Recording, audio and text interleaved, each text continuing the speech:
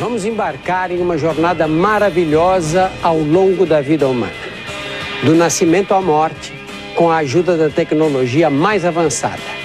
Será uma viagem contada a partir de uma perspectiva única, nas profundezas do corpo humano. Não será a história de uma vida, mas a de todas as nossas vidas.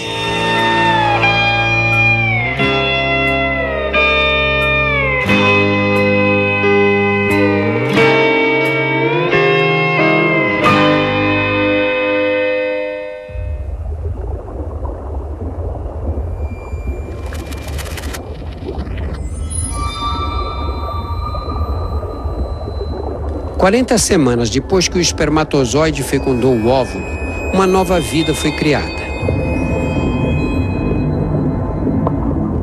Uma simples célula deu origem a um bebê completamente formado. Agora, a tranquilidade do útero materno está para ser quebrada. Estamos à beira do parto. Todos nós vivemos essa experiência, mas é impossível lembrar o que sentimos no momento em que nascemos. O que os cientistas sabem é que nosso organismo sofre uma descarga de adrenalina mais intensa do que a de um ataque cardíaco. Essa adrenalina nos ajuda a sobreviver. É ela que força nossos pulmões a respirar pela primeira vez. Pulmões ainda cheios de líquido amniótico. Nesse instante, corremos o risco de morrer afogados. Os músculos que precisamos contrair para respirar, de repente entram em espasmo. Nossos pulmões despertam para a vida e inspiramos pela primeira vez. É a respiração mais importante de nossas vidas. A primeira das 700 milhões que daremos antes da última.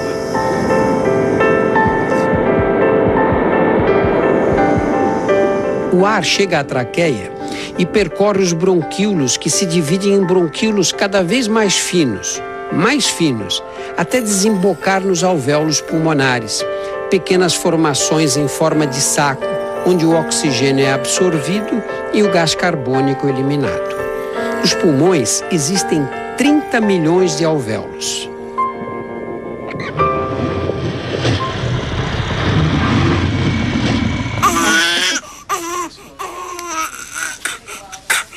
Agora, o cordão umbilical que nos unia ao corpo materno é cortado. Pela primeira vez, estamos por conta própria.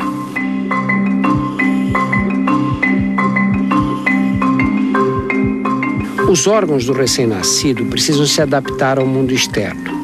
É uma tarefa desafiadora e cheia de riscos.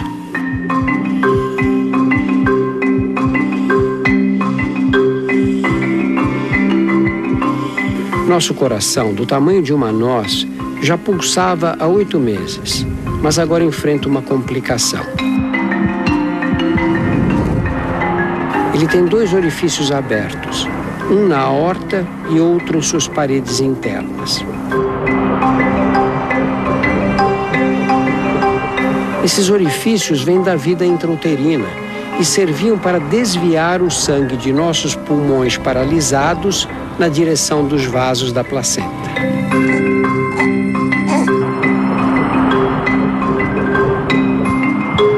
Mas agora que os pulmões funcionam, os 2 orifícios são fechados para sempre.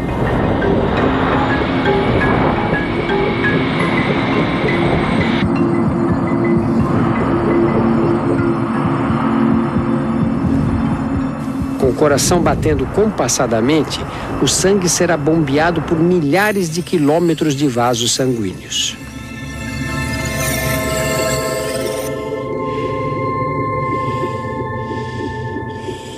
O fígado realiza mais de 500 funções, da eliminação de toxinas à produção de calor. Os rins procuram manter o balanço entre o volume de água necessário para as células e a quantidade que deve ser eliminada na urina. O intestino está repleto de células mortas e de líquido amniótico digerido. É o mecônio.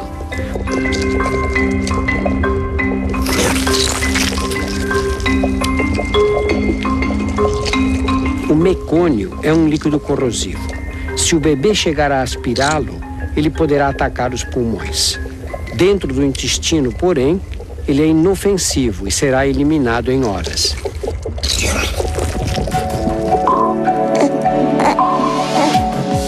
Os primeiros goles de leite aceleram esse processo.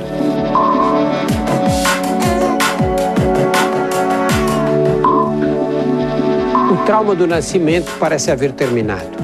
Mas a aventura de sobreviver está apenas começando. O corpo humano é uma máquina microscopicamente desenhada.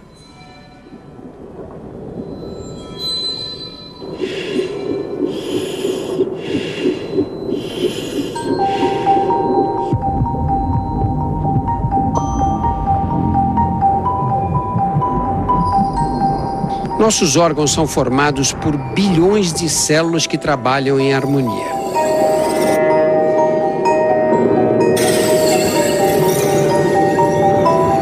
Dentro de cada célula existe uma organização perfeita que diz a cada uma delas o que fazer e de que modo deve comportar-se.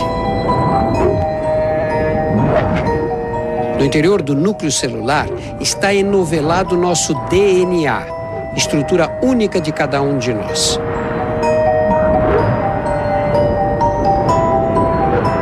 O DNA é a forma que molda o que somos. Nele estão contidas as instruções para criar cada pessoa. O DNA não determina apenas nossa aparência física, mas também estabelece os limites de duração de nossas vidas. Decide quando devemos crescer, desenvolver-nos, envelhecer e até a hora de nossa morte. Mas o DNA não é tudo. A vida sofre o impacto do ambiente e das pessoas com quem convivemos. Com alguns dias de vida, tudo o que fazemos é por instinto, até mamar. O leite materno fornece todos os nutrientes necessários. Bebemos meio litro por dia. Mas o leite é muito mais do que um superalimento. Ele nos protege de um perigo invisível. Em toda parte existem bactérias potencialmente mortais. A pele sofre ataque constante. Em nosso corpo existem 10 vezes mais bactérias do que células.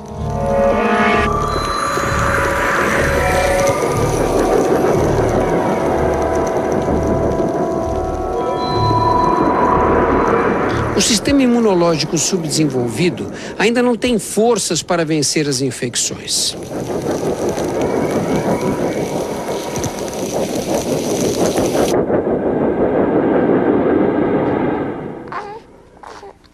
Uma obra-prima de estratégia natural, nossas mães nos passam anticorpos através do leite.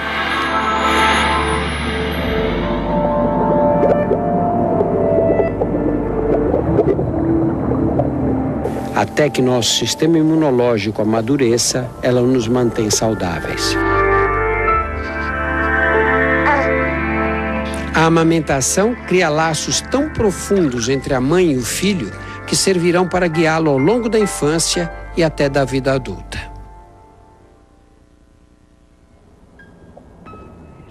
No próximo domingo, vamos sair de casa pela primeira vez. O mundo em nossa volta começa a fazer sentido.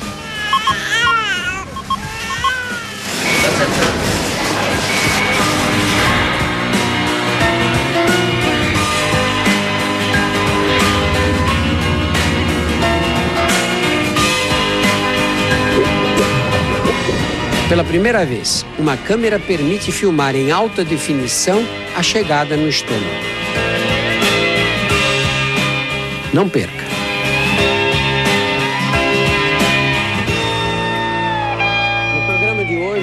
mostrar como se desenvolvem nossos 5 sentidos: olfato, audição, visão, tato e paladar. Ao nascer, ouvimos melhor do que em qualquer outra fase da vida, mas enxergamos mal. O mundo está embaçado e sem cor.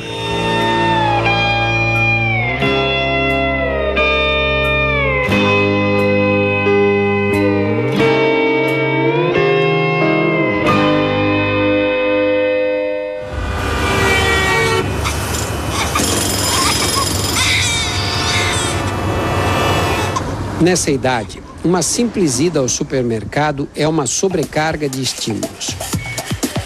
O ambiente é barulhento, cheio de luzes e de cheiros. No interior do nariz, os nervos olfativos recebem as correntes de ar que respiramos. Eles detectam as moléculas dos objetos que nos cercam e enviam um sinal elétrico para o cérebro. O cérebro interpreta esses sinais como cheiros e nos transmitem a sensação olfativa. O olfato é muito sensível. Aprendemos depressa a reconhecer odores e a identificar nossas mães com o nariz. O mundo em nossa volta é cheio de ruídos. Ondas sonoras fazem vibrar essa estrutura que você vê esbranquiçada. É a membrana do tímpano. As vibrações são transmitidas para dentro do ouvido, onde estão situados 3 ossos minúsculos: martelo, bigorna e estribo, os menores ossos do corpo humano. Cabem na ponta de um dedo e ficam do mesmo tamanho pelo resto da vida. Esses ossinhos amplificam as vibrações transmitidas pela membrana do tímpano. Amplificam 22 vezes o volume do som. As vibrações penetram uma estrutura em forma de caracol, situada no ouvido interno, a cóclea. O interior da cóclea é revestido por camadas de cílios muito delicados. Medem 200 vezes menos do que um fio de cabelo. Quando as ondas sonoras passam, eles vibram. Com o passar do tempo, sons mais intensos lesarão progressivamente os cílios. Mas nesta idade, eles funcionam perfeitamente. Nosso ouvido jamais será tão perfeito como agora. Sua visão é diferente. O mundo se apresenta embaçado e sem cores. Os olhos são tão imaturos que não conseguimos direcioná-los para o local desejado e o cristalino não é capaz de encontrar o foco.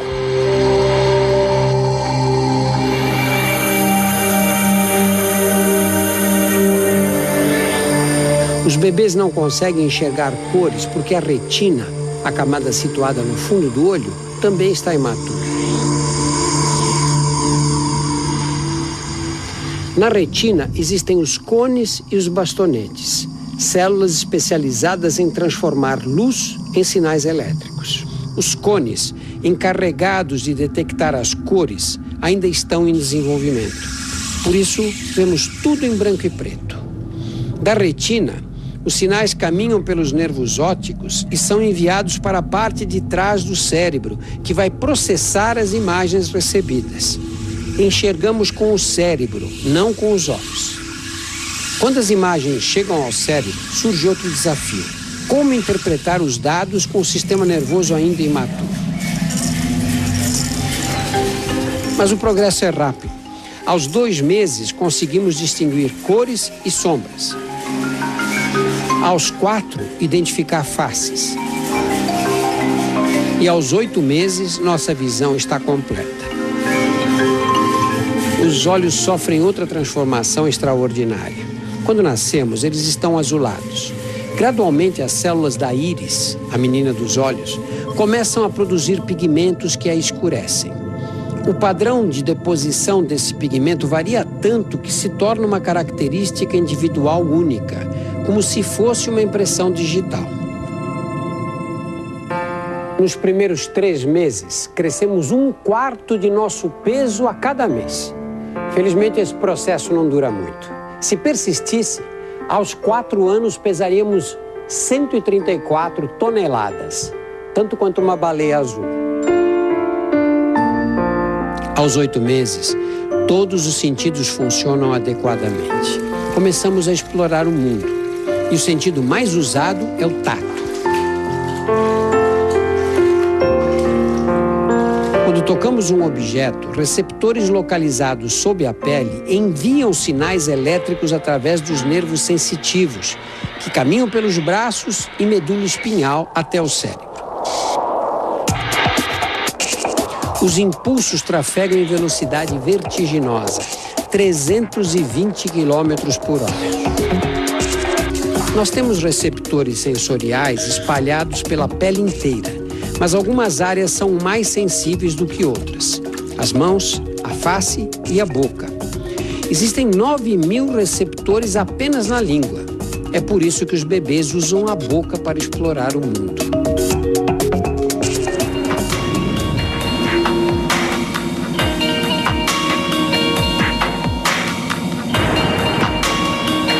A digestão começa na boca.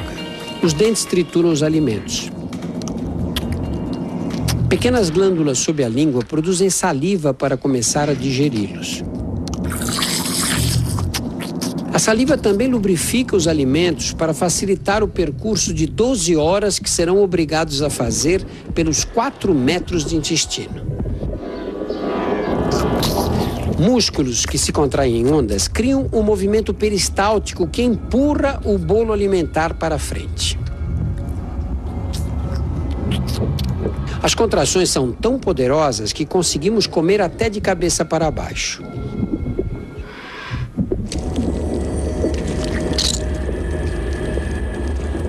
Pela primeira vez, uma câmera permite filmar em alta definição a chegada no estômago. O estômago é um reservatório com paredes musculares que se contraem para transformar os alimentos em líquido, com a ajuda do suco gástrico, muito ácido.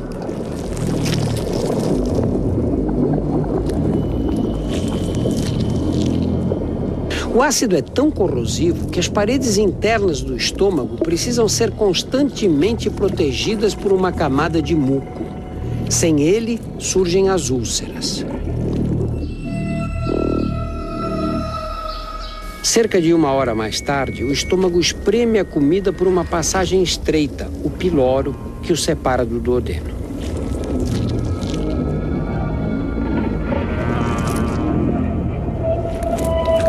O duodeno é a primeira porção dos 3,5 metros de alças que constituem o intestino fino, onde serão absorvidos os principais nutrientes.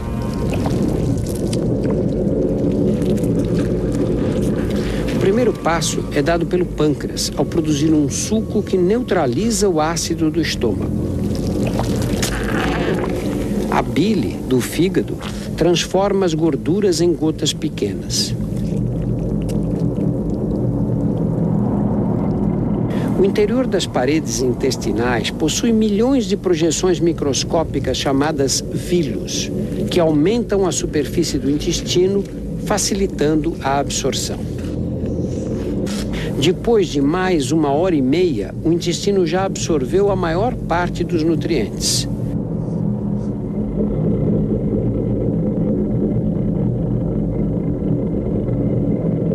O que sobra chega ao intestino grosso através da válvula iliocecal. Essa válvula impede que os alimentos voltem no sentido inverso.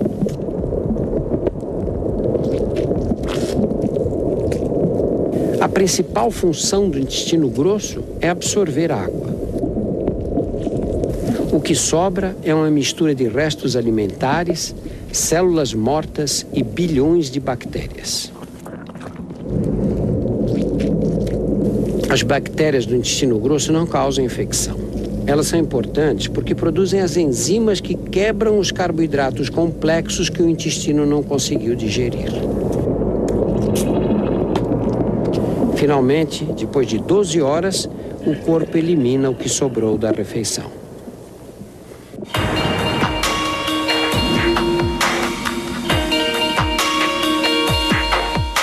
Ao nascer, nossos ossos são flexíveis como as cartilagens para facilitar a passagem pelo canal de parto.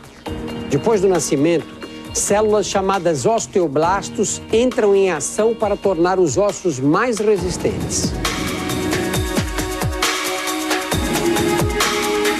Com 1 ano, estamos prontos para andar.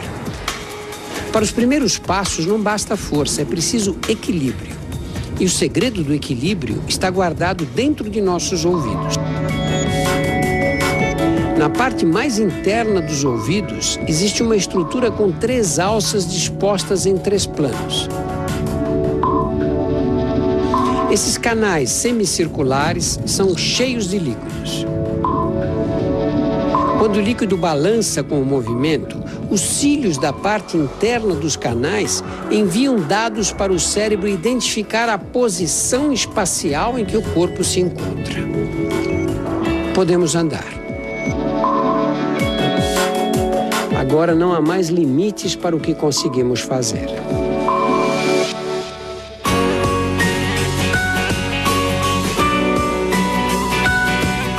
Na próxima semana, a infância. Vamos explorar o mundo aqui no Fantástico.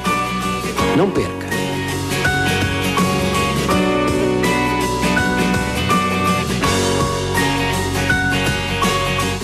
Nos primeiros programas desta série, mostramos a fragilidade dos bebês. Alguns mamíferos dão os primeiros passos assim que nascem. Nós levamos meses para enxergar direito e 1 ano ou mais para andar. Mas ao redor do primeiro aniversário, desenvolvemos a habilidade que nos distingue dos outros animais. Aprendemos a falar.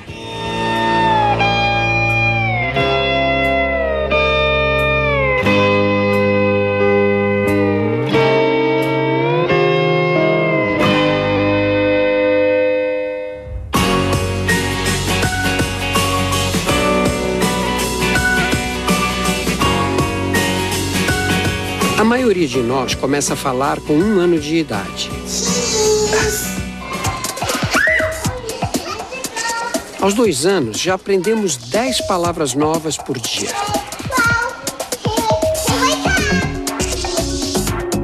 Esta é a área do cérebro envolvida no processamento da linguagem. É chamada área de Broca. Por meio dela, criamos sentenças e expressamos pensamentos complexos.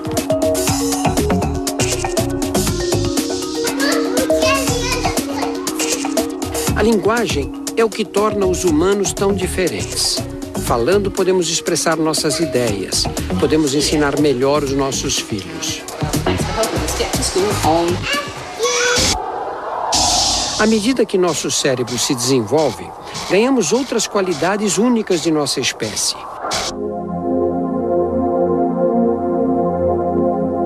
Adquirimos consciência de nossa identidade e individualidade. Aprendemos a pensar por nós mesmos.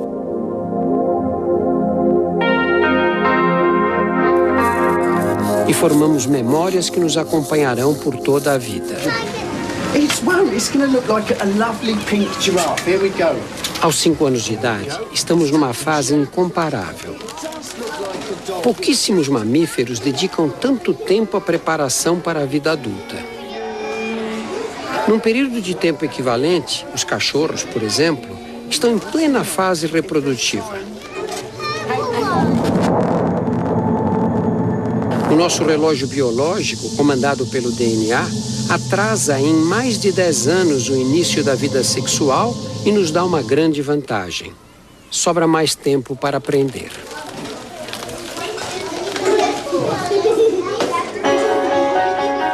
A infância humana é totalmente direcionada para o aprendizado. Nosso cérebro é uma estrutura com mais de 100 bilhões de células nervosas, chamadas neurônios.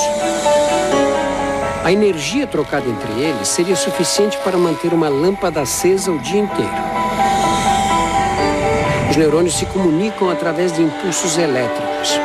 Cada impulso é uma fração muito pequena de um pensamento e de uma memória. Quando ouvimos uma palavra nova, nossos ouvidos convertem o som em impulsos elétricos que serão enviados para o cérebro. Podemos aprender porque os neurônios estão constantemente se modificando, formando novas conexões. Eles não se ligam diretamente uns com os outros, como os fios de eletricidade dos postes. Deixam sempre um espaço livre, microscópico, no ponto em que se conectam. Esse espaço livre é a sinapse. Para que o impulso elétrico não seja interrompido ao atravessar a sinapse, eles liberam substâncias químicas, os neurotransmissores. Aprender é criar novas conexões entre neurônios. Memorizar é reforçar essas conexões através da repetição. Quanto mais repetimos, mais inesquecível a memória se torna. Quando queremos lembrar de um acontecimento, somos obrigados a colocar em ação os mesmos neurônios que entraram em atividade quando se formou a memória desse fato.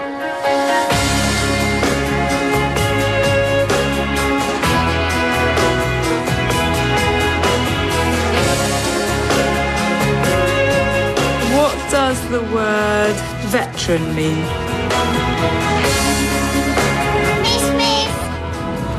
Aos 9 anos de idade, o cérebro cresce muito depressa e milhões de novas conexões são construídas o tempo todo.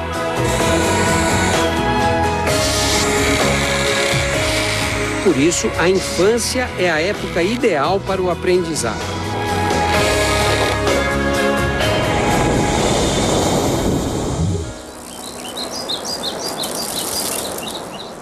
Não é só na sala de aula que as crianças aprendem. Aprender também é experimentar e se arriscar de vez em quando. Por isso as crianças vivem machucadas. Somos programados para viver experiências novas. Por sorte, nessa fase da vida, o organismo consegue reparar por conta própria os danos sofridos. Esfolar o joelho faz parte da infância. Assim que a pele é cortada, os mecanismos de defesa entram em ação.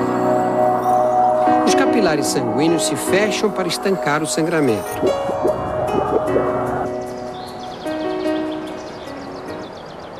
Ao mesmo tempo, as plaquetas, células existentes na circulação, migram para o local e formam uma placa viscosa que também ajuda na cicatrização. É o coágulo.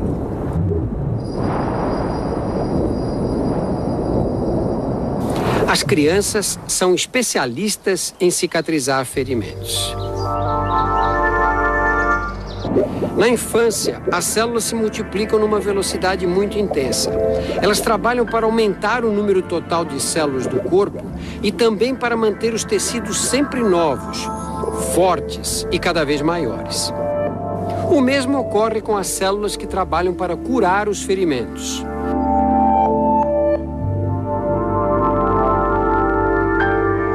São tão competentes que muitas cicatrizes desaparecem para sempre.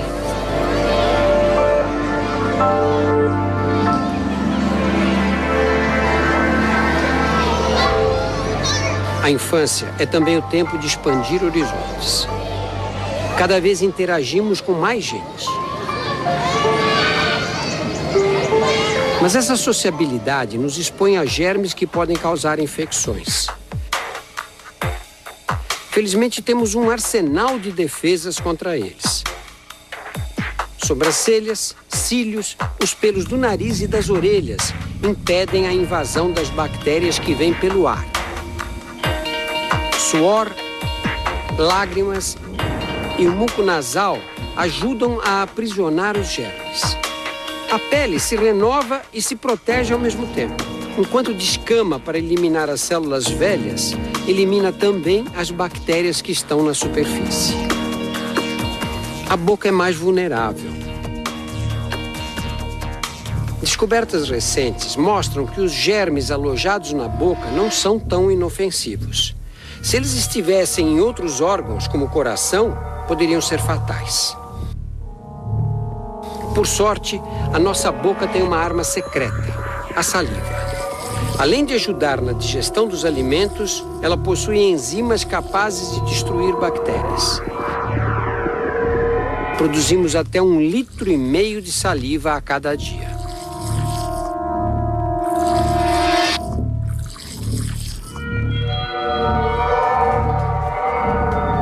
Quando um germe, como o vírus da catapora, quebra essas barreiras externas, o sistema imunológico precisa reagir depressa. Milhões de vírus microscópicos viajam pela corrente sanguínea. Eles sequestram células de nosso corpo e as obrigam a produzir milhares de cópias idênticas a eles. Quando as células sequestradas se rompem, liberam novos vírus que se espalham pelo organismo.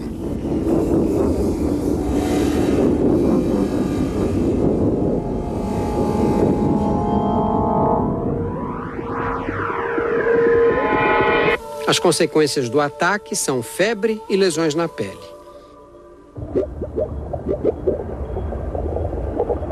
A febre é um sinal de que as defesas contra-atacam. Os vírus param de se reproduzir quando a temperatura do corpo aumenta.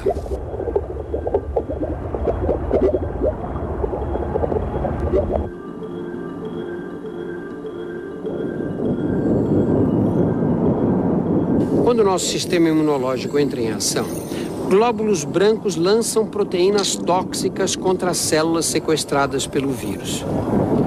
As células não resistem, mas os vírus existentes em seu interior também são destruídos.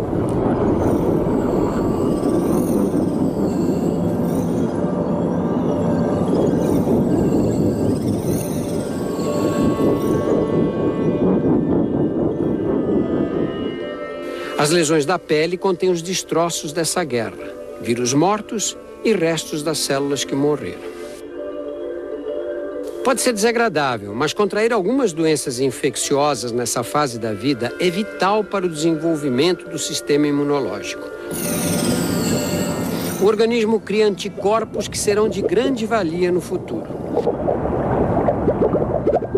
Antes, sobrevivíamos às custas dos anticorpos que recebíamos passivamente através do leite de nossas mães. Agora somos capazes de fabricá-los por conta própria. Se entrarmos em contato com o mesmo germe pela segunda vez, os anticorpos atacarão imediatamente. Os glóbulos brancos destruirão os inimigos antes que eles proliferem. Por isso, a infância é a época ideal para a vacinação. Nas vacinas, usamos germes atenuados ou fragmentos deles. Os anticorpos criam uma imunidade semelhante àquela que seria adquirida se tivéssemos a doença. Ficamos protegidos. Aos 11 anos, a infância está perto do fim. Estamos prestes a sofrer uma das maiores mudanças de nossas vidas. No próximo domingo, entraremos na adolescência, aqui no Fantástico. Não perca! Ao redor dos 11 anos, a infância se aproxima do fim. O corpo se prepara para transformações radicais. Mudará mais rapidamente do que em qualquer outra fase. Vai ficando para trás a ingenuidade infantil. Estamos à beira da vida adulta.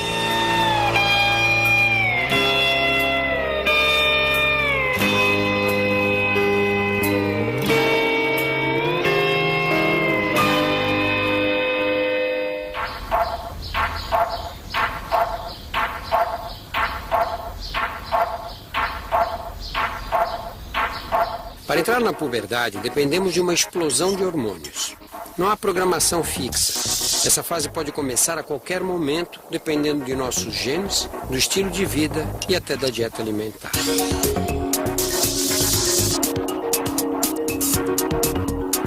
Mas uma coisa é certa, para todos nós, meninos e meninas, a puberdade começa no cérebro.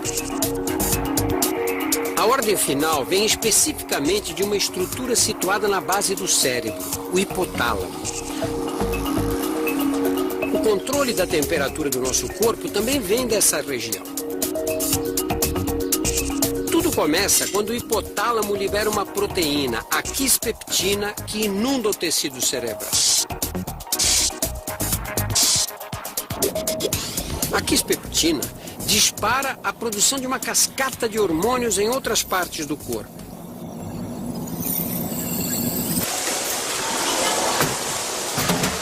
Hormônios que estimulam o amadurecimento dos órgãos sexuais. Nas meninas, amadurecimento significa ovulação. Pela primeira vez na TV, conseguimos ver os ovários em alta definição. É essa parte branca que aparece.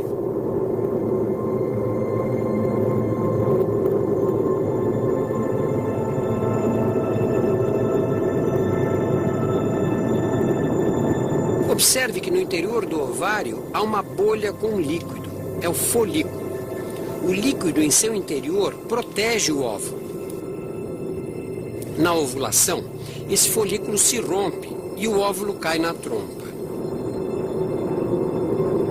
É aqui, na trompa, que ele será fertilizado ao encontrar o espermatozoide, ou perderá a vitalidade e será eliminado na menstruação. A ovulação acontece uma vez por mês, mas os ovários não são simples fábricas de óvulos. Eles também produzem hormônios sexuais que são lançados na circulação sanguínea, estrógeno e progesterona. Esses hormônios exercem efeitos dramáticos no desenvolvimento do físico e das emoções.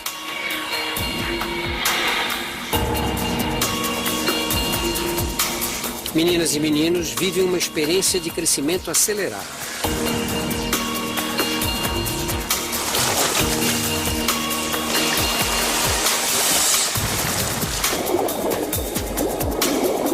Cada dia o espelho mostra um rosto novo.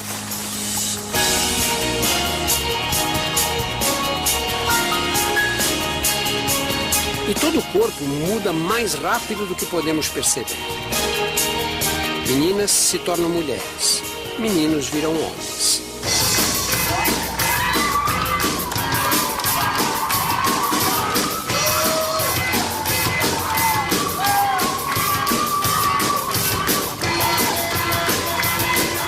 Na puberdade masculina, o cérebro também libera quispeptina.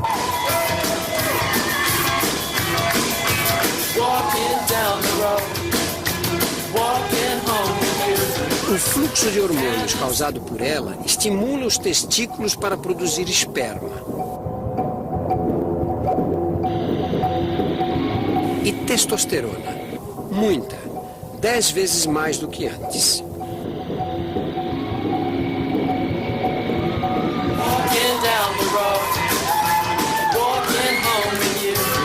A laringe se abre e fica mais saliente. As cordas vocais se tornam mais amplas. A voz engrossa.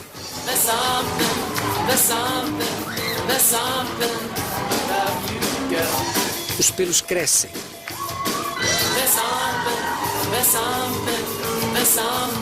A massa muscular duplica.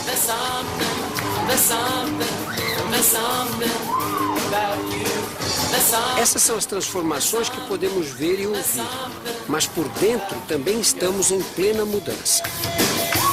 No cérebro, os neurônios formam milhões de novas conexões. O humor e o caráter mudam. Somos tomados por novas emoções. E de repente, uma emoção se sobrepõe a todas as outras. Pela primeira vez, o sexo oposto nos atrai. Por fora e por dentro, nosso corpo é tomado por sensações inesperadas. O coração bate mais forte. A pressão arterial aumenta.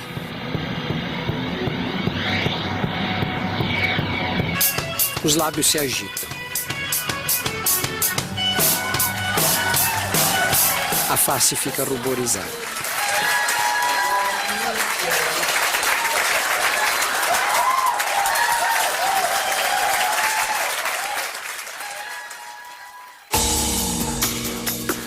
acontece o primeiro beijo.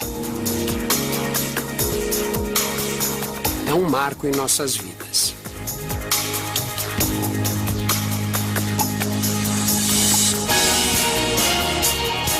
No próximo domingo, aqui no Fantástico, chegaremos à vida adulta. Não perca!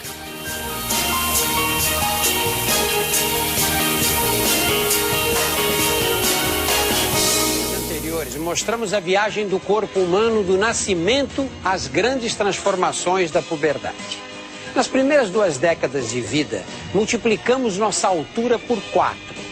Nosso peso aumentou 21 vezes. Já digerimos 9 toneladas de comida. O coração deu 1 bilhão de batidas. Os pulmões respiraram 200 milhões de vezes. Agora somos adultos. As escolhas que fizermos nessa fase vão ter consequências pela vida inteira.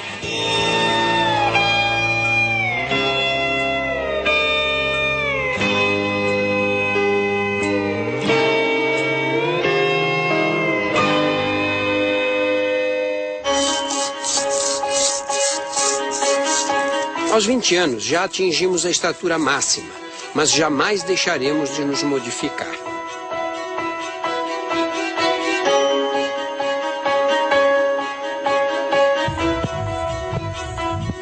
Trilhões de células formam nossos órgãos e tecidos. Com o passar do tempo, elas ficam lesadas ou envelhecem. Todos os dias, novas células crescem e se dividem para substituir as antigas. Órgãos inteiros são renovados. Praticamente a cada 2 anos, renovamos o corpo inteiro. Alguns tecidos são renovados ainda mais depressa. É por isso que precisamos vir aqui. Os cabelos são feitos de células da pele modificadas. Cada fio é formado num folículo que fica dentro da pele. Aqui nascem essas células alteradas que logo morrem quando novas células as impulsionam para cima e nosso cabelo cresce. E cresce muito. A cada ano fabricamos incríveis 11 quilômetros de pelos e cabelos por todo o corpo. Não depende da nossa vontade. Felizmente conseguimos controlar, mesmo que parcialmente, o crescimento de outras partes do nosso organismo. Algumas escolhas que fazemos nessa fase da vida, como fazer exercícios, por exemplo, nos afetam para sempre. O corpo humano é uma máquina construída para o movimento. Precisa de atividade física para funcionar direito. Os exercícios fortalecem o coração, o músculo que mais trabalha em nosso corpo.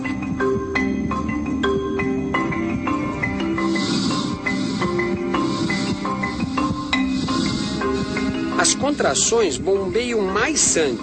O coração pode bater mais devagar.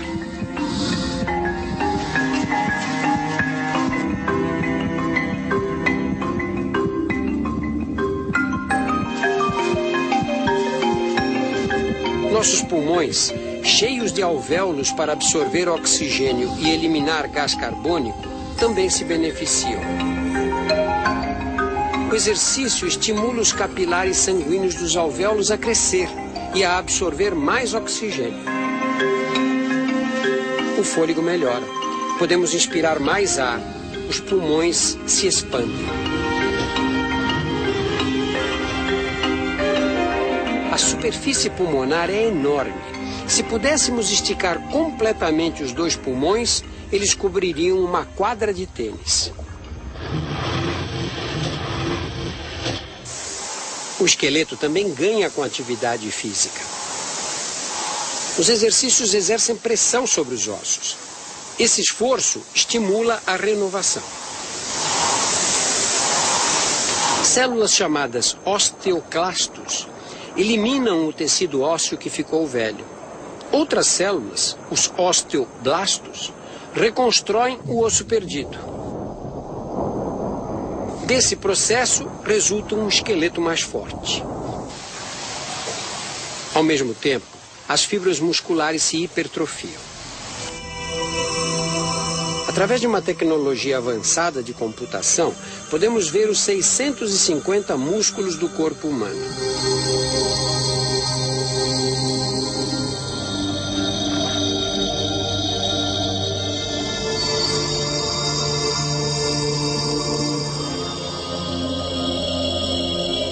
Eles representam 1/3 do peso total de um adulto.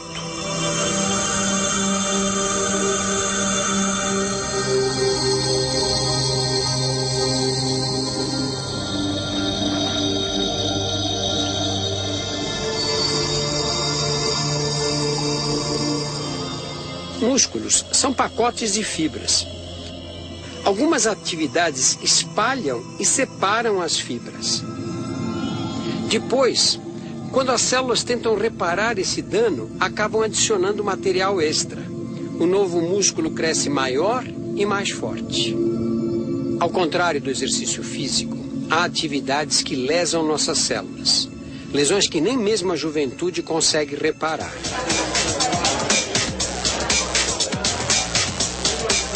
Festas fazem parte da vida aos 20 anos.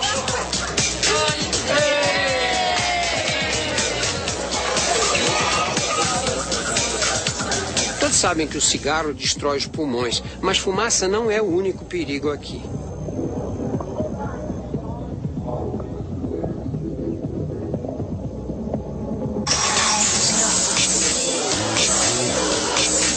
Desde que nascemos, a audição é prejudicada pelos ruídos mais intensos.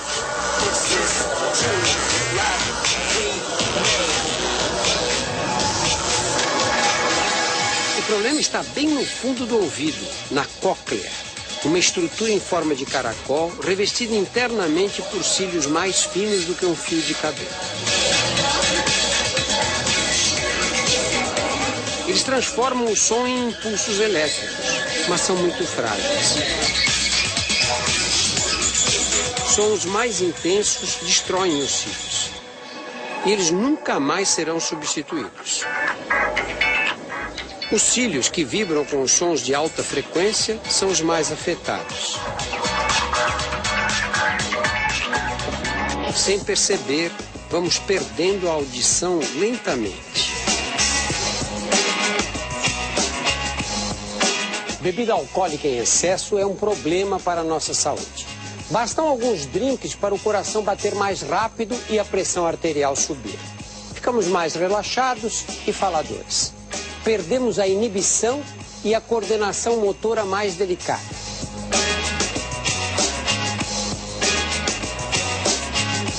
Beber com os amigos faz parte da rotina da maioria dos jovens aos 20 anos. Isso é importante para a nossa formação social, mas ficamos vulneráveis a um veneno para o nosso corpo.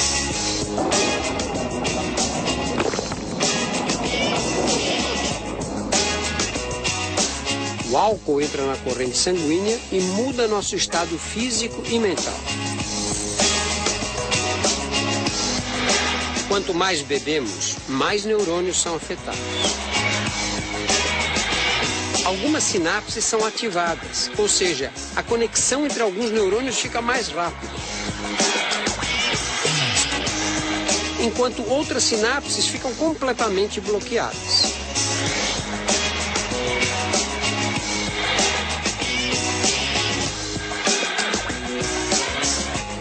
O álcool também engana os neurônios. Faz o cérebro pensar que estamos inundados de água.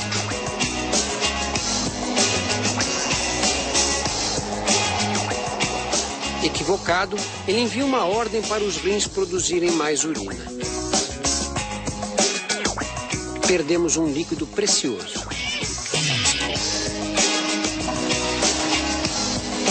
Sem perceber, ficamos desidratados. A manhã seguinte nos reserva uma surpresa.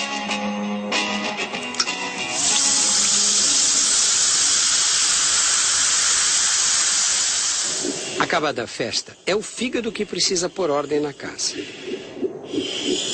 O fígado é o centro de controle químico do corpo. Realiza mais de 500 funções. Uma delas é a de eliminar as substâncias tóxicas ingeridas durante a bebedeira. Esse processo de desintoxicação exige água, bastante água. Para o fígado, não importa de onde ela venha. Como 75% do cérebro é composto de água, quando o fígado precisa dela, é o cérebro que sofre. Surge a dor de cabeça característica da ressaca. O melhor remédio para curá-la é beber água, muita água.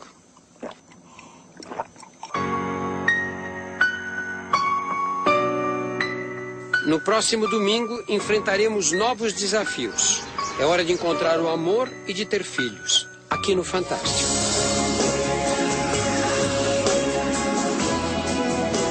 Não perca.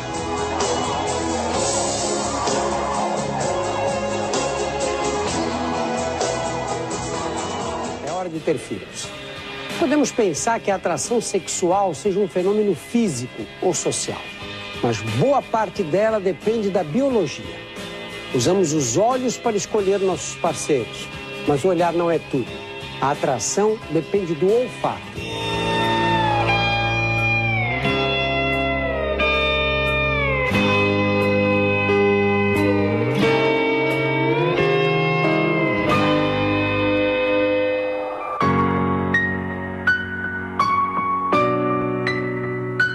Podemos encontrar o amor em qualquer lugar, até no trabalho.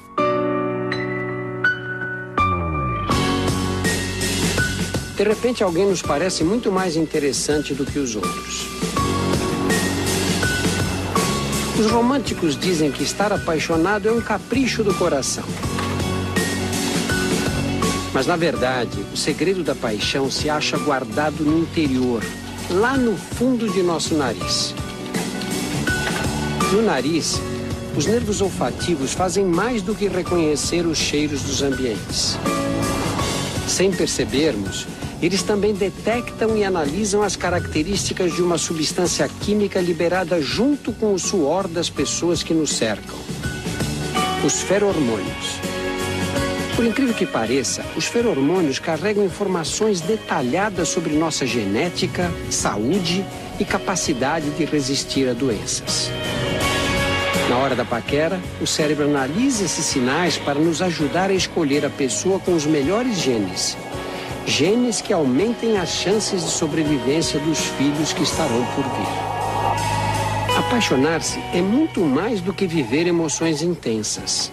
A paixão é química. Quando avistamos a pessoa querida, liberamos adrenalina na circulação. Por trás de um olhar apaixonado está sempre uma descarga de adrenalina. O coração bate descompassado. Perdemos o sono.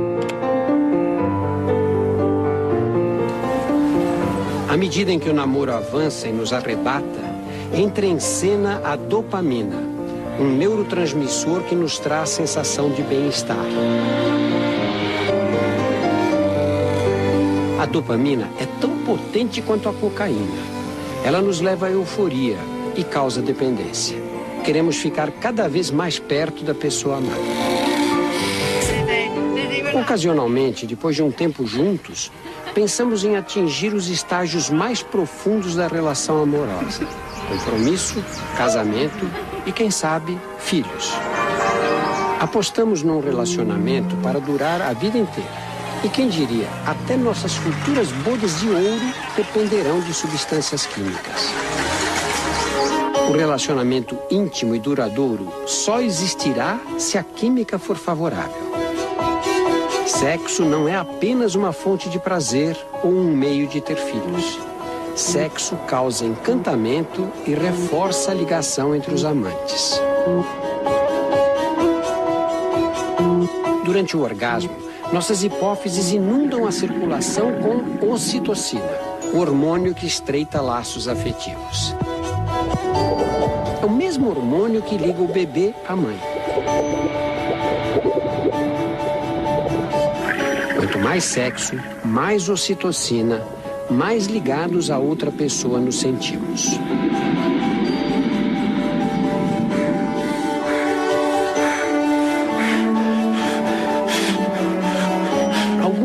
psicólogos acreditam que a ocitocina é a grande responsável por manter pais e mães unidos enquanto criam os filhos.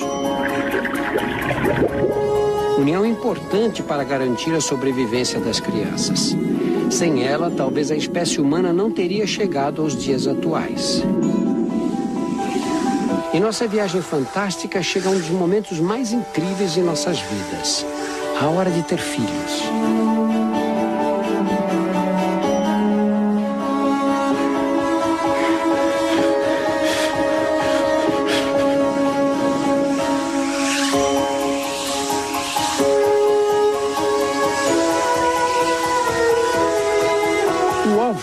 É a maior célula do corpo humano.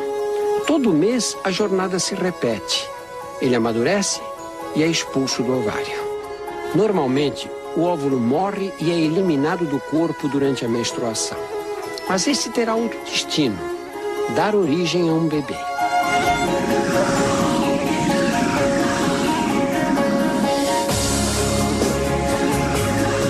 O espermatozoide é a menor célula do corpo. 300 milhões de espermatozoides invadem a vagina durante a ejaculação.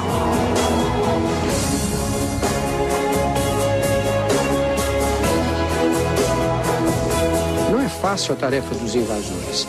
Eles precisam sobreviver às condições hostis da vagina, porque as secreções vaginais são ácidas para prevenir infecções por bactérias.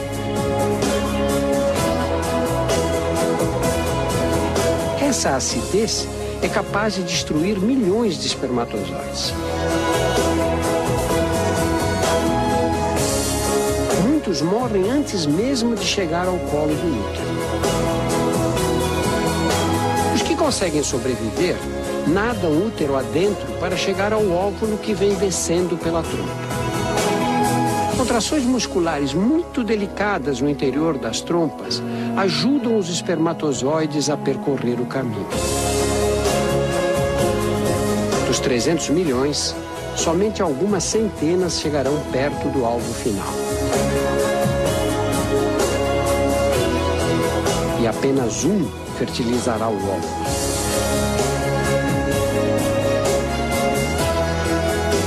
É a seleção natural em sua essência, a sobrevivência do espermatozoide mais forte, mais apto, do que carrega o melhor DNA para transmiti-lo aos descendentes.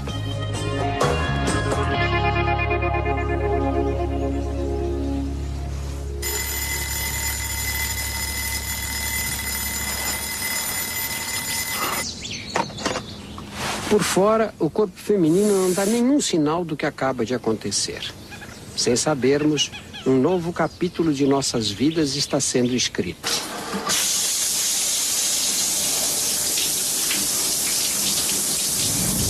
Nas próximas 40 semanas, uma única célula vai se transformar num bebê.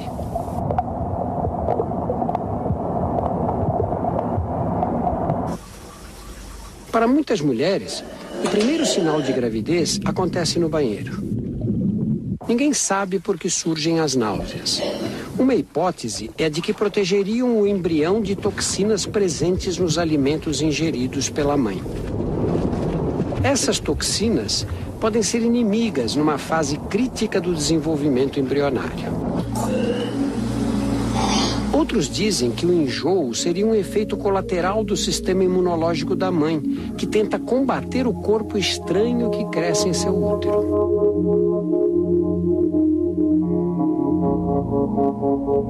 O embrião pode ser comparado a um parasita. Suga a energia da mãe enquanto retira do corpo dela tudo o que precisa. Ele está aparelhado com um kit de sobrevivência, a placenta.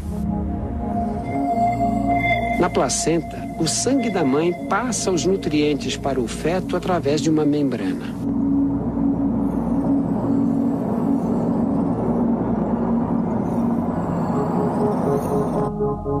Graças a essa nutrição constante, o bebê cresce mais de 850 gramas em 10 semanas. E o útero aumenta mais de 1000 vezes o tamanho original para dar conta do desafio de abrigar o feto.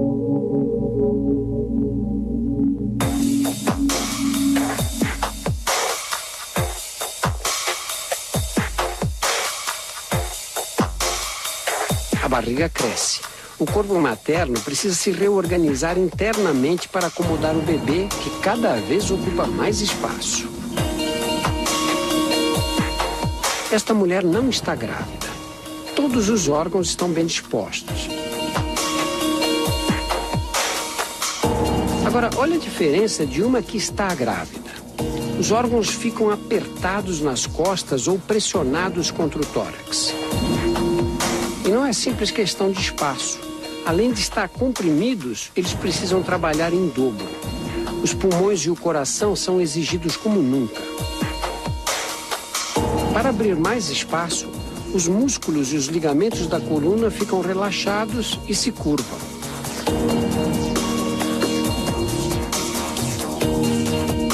O estômago é praticamente esmagado e sofre uma rotação de 45 graus.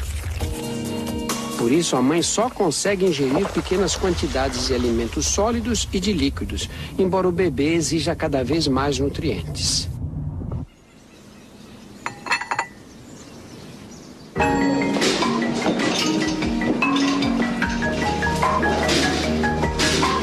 Finalmente, depois de 9 meses, chegou a hora.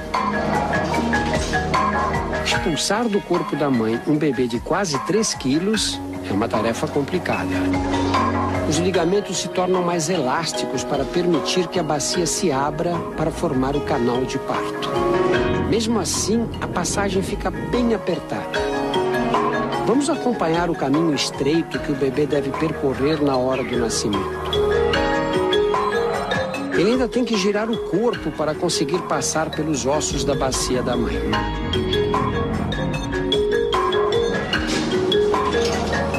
Às vezes esse caminho é estreito demais e a única opção para um parto seguro é a cesariana.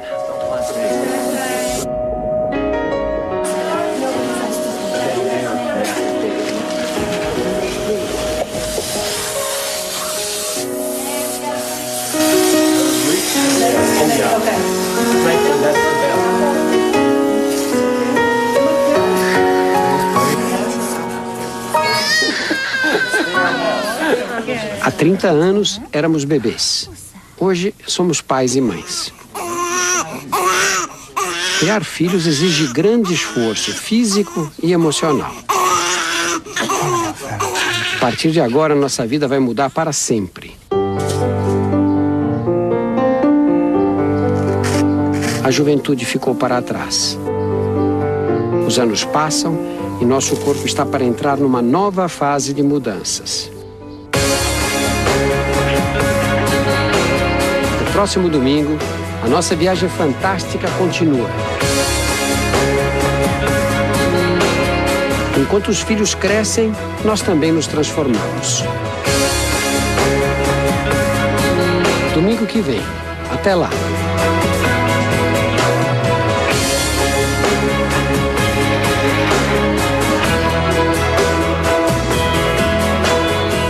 Nossas vidas jamais serão como antes. Perdemos o direito à irresponsabilidade da adolescência. À medida que nossos filhos crescem, surgem as alterações que nos levarão aos 40 anos de idade. Fazem que já vivemos a metade de nossas vidas.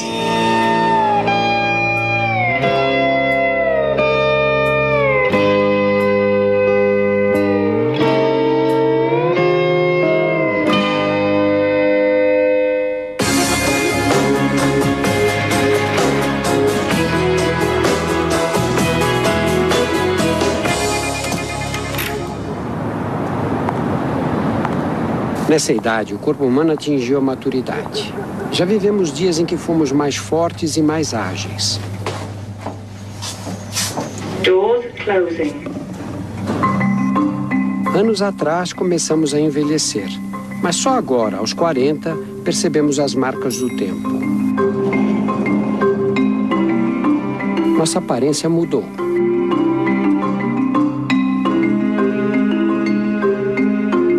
O efeito cumulativo do sol é responsável pelos primeiros sinais. Aparecem as rugas.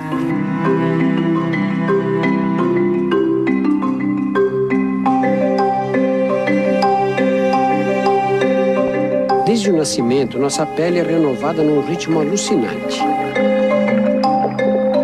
Para repor as células das camadas superficiais que morrem constantemente, a pele fabrica 40.000 novas células a cada minuto. Aos 45 anos, já foram eliminados 180 quilos de células mortas.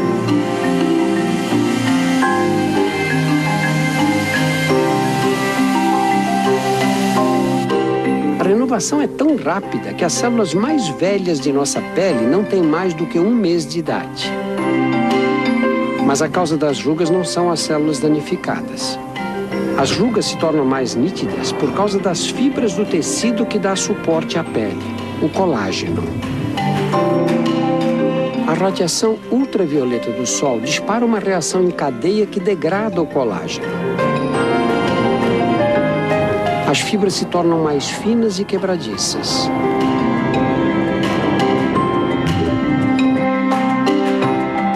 A pele perde elasticidade, fica flácida. As rugas são inevitáveis.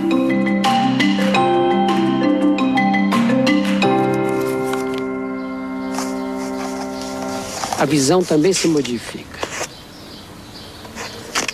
Podíamos ler sem óculos. O cristalino, a lente de nossos olhos, é formado por células que não se renovam, assim como as células do coração e algumas do cérebro.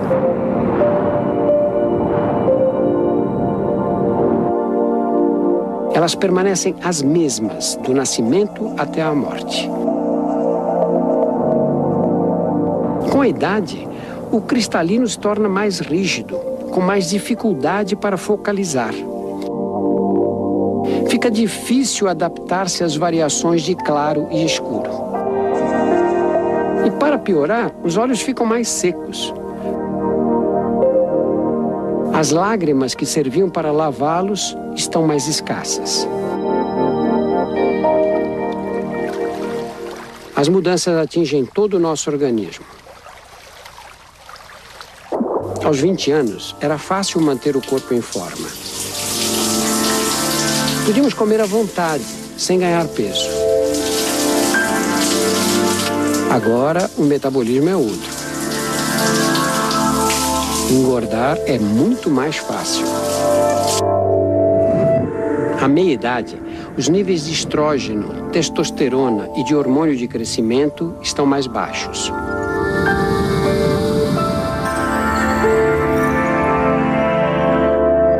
Como consequência, perdemos massa muscular. Perdemos cerca de 3 quilos de músculo por década. Com menos músculos, queimamos menos calorias. O organismo fica mais econômico. Precisa de menos combustível para funcionar. Se continuarmos a comer como antes, o excedente é armazenado sob a forma de gordura. As mulheres acumulam gordura nas cadeiras. Isso tem uma explicação. Durante a gravidez, a gordura acumulada nessa região funciona como uma reserva de energia. Nos homens, a barriga é que aumenta. Para nossos ancestrais, o peso extra na cintura era uma reserva útil que ajudava durante as longas caçadas. A capacidade de metabolizar gorduras diminui com a idade. O mecanismo é controlado por pequenas estruturas que existem dentro das células, as mitocôndrias. As mitocôndrias funcionam como centrais energéticas das células. Elas produzem energia, fazendo o oxigênio que respiramos reagir com os nutrientes ingeridos na alimentação.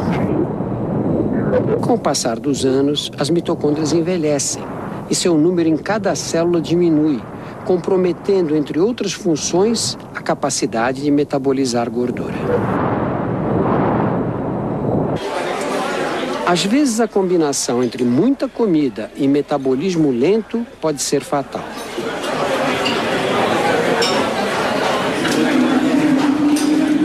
O abdômen avantajado é mais do que um problema estético. A gordura que se vê por fora reflete o acúmulo nos espaços entre os órgãos internos. E a gordura pode invadir cada espaço livre dentro do corpo. Pela primeira vez, uma câmera consegue mostrar em alta definição a extensão dos depósitos de gordura no interior da cavidade abdominal. Tudo que você vê em amarelo é gordura. Aqui o intestino está quase todo encoberto. A gordura não se deposita apenas nas cavidades internas. Ela o faz também e mais perigosamente no interior das artérias.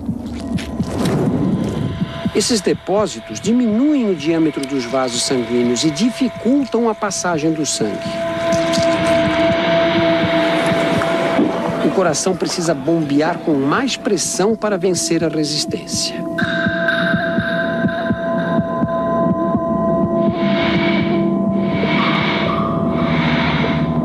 Em casos extremos, a artéria pode ficar totalmente obstruída.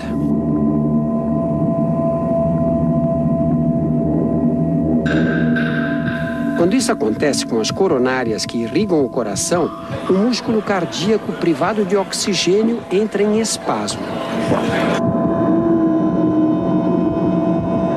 É o ataque cardíaco, principal causa de morte no Brasil.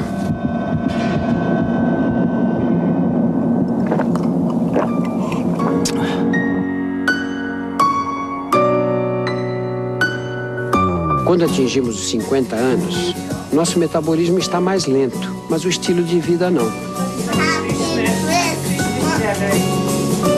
Vivemos atolados de obrigações familiares, compromissos sociais e trabalho. Essa pressão cria condições para a instalação do estresse.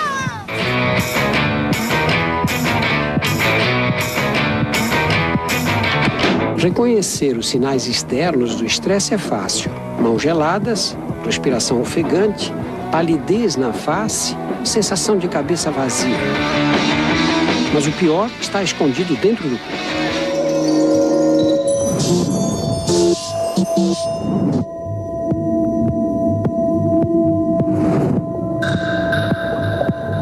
As glândulas suprarrenais jogam adrenalina e cortisol na corrente sanguínea. Esses hormônios fazem os músculos contrair, as artérias fecharem e o coração bater mais rápido. A pressão arterial sobe.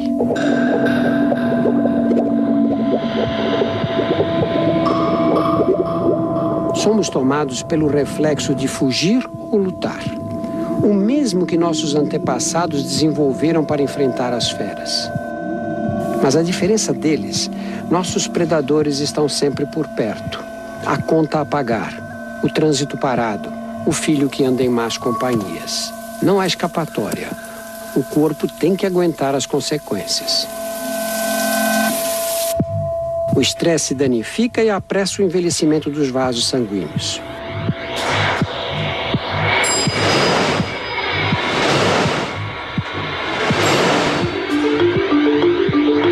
A pressão alta agride as células do revestimento interno das artérias. Elas se tornam menos elásticas, endurecidas.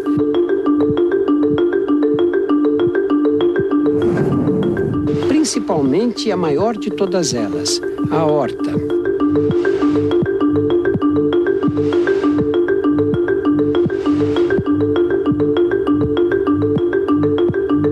É um ciclo vicioso. O estresse provoca danos nas artérias, aumenta a pressão e faz o coração trabalhar com mais carga.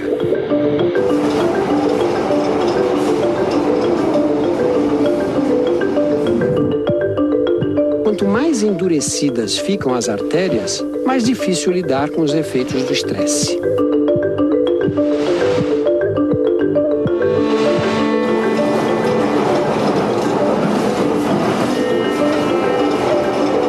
Chegamos ao limite.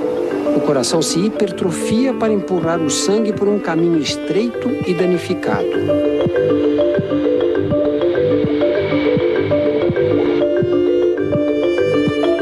A pressão alta pode romper artérias mais frágeis. Quando a ruptura ocorre em uma artéria do cérebro, acontece um acidente vascular, popularmente conhecido como derrame cerebral. Para as mulheres, essa fase da vida reserva um outro desafio, a menopausa. Os ovários ficam sem óvulos e as menstruações desaparecem. A produção de hormônios sexuais, estrógeno e progesterona, cai. O corpo feminino vive o fim da idade reprodutiva. A falta de hormônios altera as regiões do cérebro envolvidas no humor, na disposição e no controle do sono. O hipotálamo, área que coordena o controle da temperatura do corpo, também é afetado. O rosto fica afogueado, surgem ondas de calor acompanhadas de suor e arrepios de frio. Os ossos e os músculos se ressentem da falta de hormônios e enfraquecem.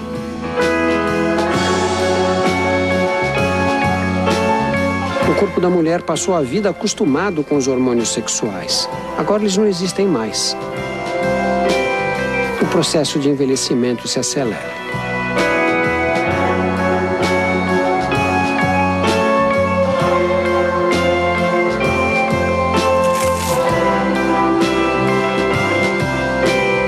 Enquanto os filhos saem de casa e nós nos aposentamos, nosso corpo entra em mais uma fase de mudanças.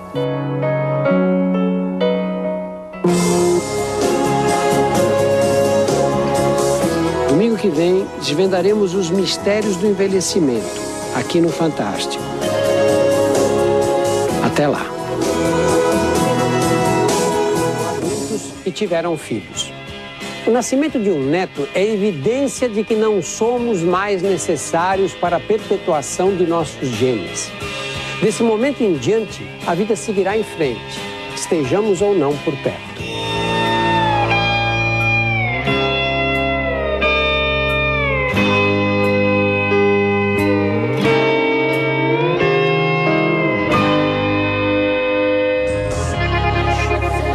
Em 70 anos, uma recém-nascida se tornou avó ou bisavó. Quando nos aposentamos, a vida corre mais devagar. Nossos movimentos também estão mais lentos. Os sinais externos da idade ficam mais evidentes. E nossos sentidos menos sensíveis. Desde o nascimento, começamos a perder os cílios responsáveis pela captação dos sons no interior do ouvido. Nessa idade, já temos dificuldade para escutar os sons de alta frequência. Devagar, com o tempo, perderemos até os que captam frequências baixas. Os ossículos que transmitem as ondas sonoras da membrana do tímpano para dentro do ouvido endurecem. Fica difícil ouvir o que os outros falam. A visão também piora. A vida inteira exposto aos raios de sol, o cristalino, a lente dos olhos, perde a elasticidade e escurece. Pode até mudar a cor dos olhos.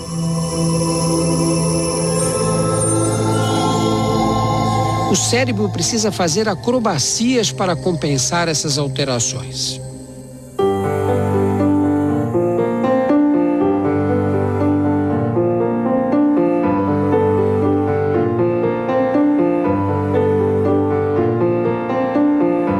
O esqueleto reflete bem o desgaste de muitos anos.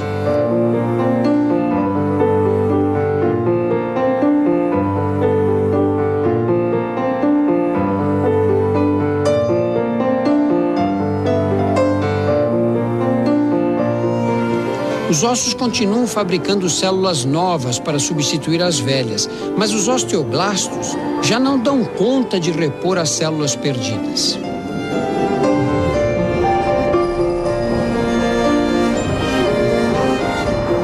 A perda constante de massa óssea torna os ossos quebradiços. É a osteoporose, um perigo permanente.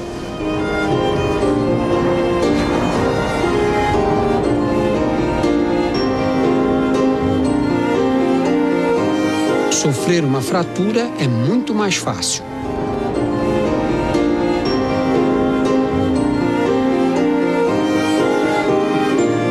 Isso acontece com ambos os sexos.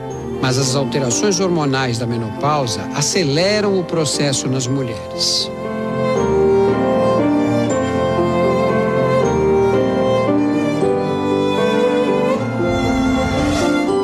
Por que a aparência de nosso corpo muda tanto entre os 40 e os 70 anos? É bem mais do que uma questão de uso e desgaste. O envelhecimento é um processo que afeta uma por uma de nossas células.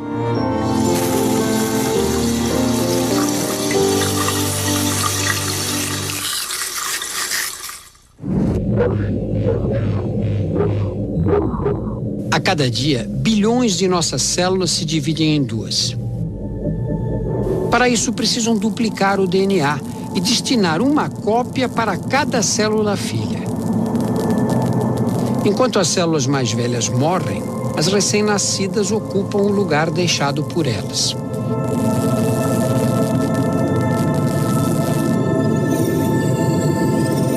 O problema é que o mecanismo de divisão celular é sujeito a pequenos erros.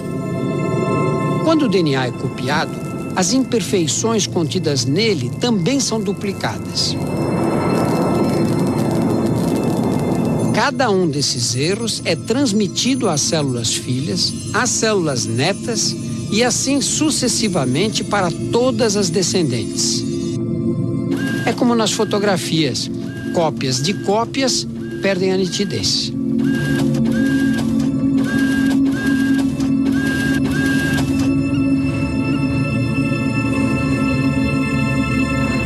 Desde o nascimento, trocamos todos os ossos do nosso rosto a cada 2 anos.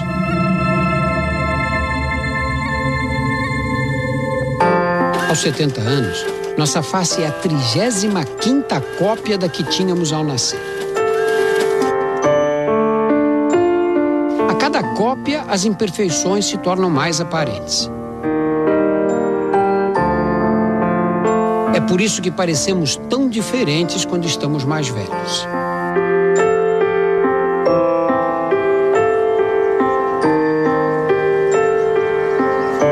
Outra causa de envelhecimento está no ar que respiramos.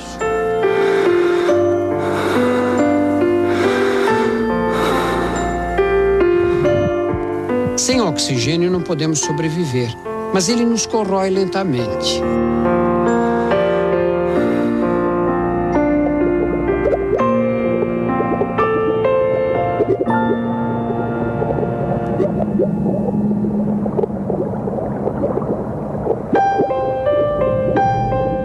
Dentro de cada célula, as mitocôndrias são nossas centrais energéticas, nossas fábricas de energia. Elas combinam o oxigênio com os nutrientes para produzir a energia necessária ao funcionamento do organismo.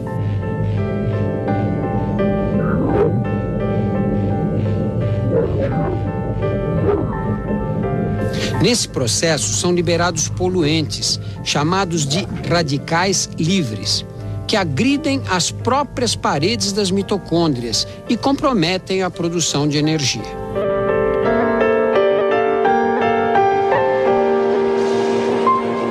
Como consequência, não conseguimos mais repor as células necessárias, nem corrigir os defeitos ocorridos em seu DNA. O funcionamento dos órgãos fica comprometido. Eles podem falhar.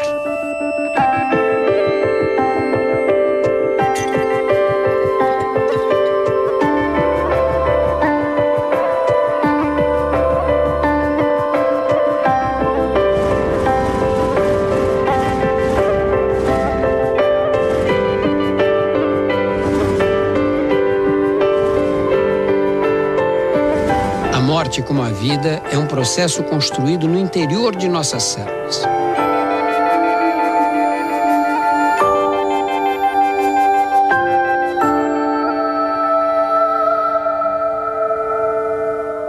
Da mesma forma que o DNA controla nosso desenvolvimento, também limita a duração de nossas vidas. Em cada cópia de si mesma, a célula perde um pequeno fragmento de DNA. Depois de bilhões de divisões, Foi perdido tanto DNA que a capacidade de formar novas células fica comprometida.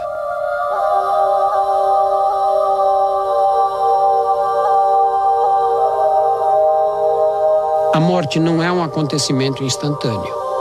É um processo através do qual os órgãos, pouco a pouco, entram em falência. Ao dar as últimas batidas, o coração espalha pelo corpo hormônios que aliviam a dor, as endorfinas.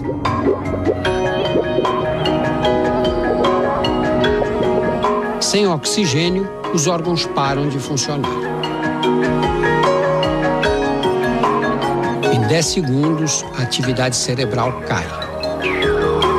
Em 4 minutos, o cérebro será lesado irreversivelmente. Perderemos a condição humana. A audição é o último sentido a nos abandonar.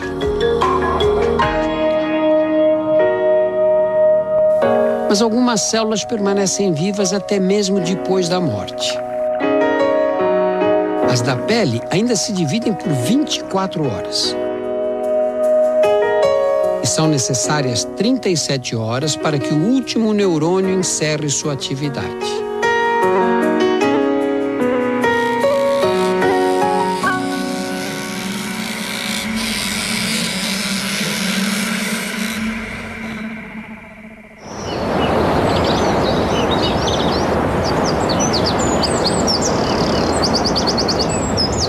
Para alguns de nós, a vida pode durar muito tempo.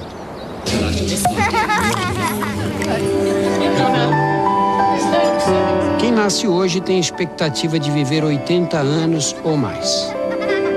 Mas todas as jornadas um dia devem terminar.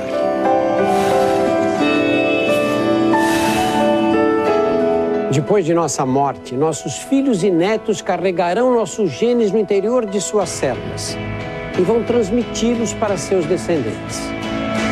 Nossa vida continuará dentro deles. As memórias que deixamos também. Nossa viagem fantástica chegou ao fim.